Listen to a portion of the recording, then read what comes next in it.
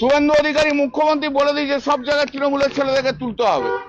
ও তো বলেছে 12,500 ছেলেকে তুলবে, বলেছে না 12,500 ছেলেকে তুলবে। এগুলো তার নিদর্শন হচ্ছে 12,500 ছেলে। আর আমিও শুভেন্দু অধিকারীকে বলে দিচ্ছি মুখ্যমন্ত্রীকে, আপনি যদি 12,500 ছেলে তোলেন, আমি এবং আমার সহকর্মীরা 12,500 ছেলের পাশে সঙ্গে থাকবো, ছাড়বো না, কিন্তু ছাড়বো না আমরা। পুলিশি রাজ খতম করতে হবে, পুলিশি রাজ দেওয়া হবে না। রাস্তায় আছি, রাস্তায় থাকবো।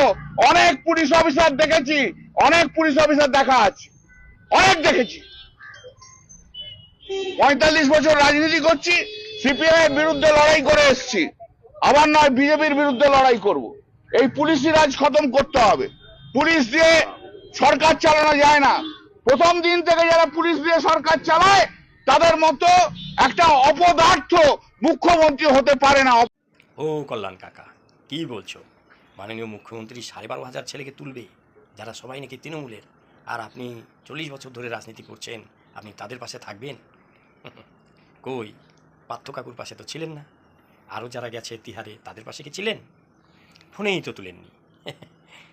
ভাষণটা তো ভালোই দেন, এই ভাষণে কি কাম বাজবে? আর কি বলছেন, পুলিশ দিয়ে চলে না? তাহলে আপনাদের সময় যে গাঁজা কেসগুলো হতো সেগুলো কারা করতো? সেগুলো পুলিশ করতো না? পুলিশকে দিয়ে করানো হতো না? হ্যাঁ, বাতলা মারার জায়গা পান না, পুরো বাম।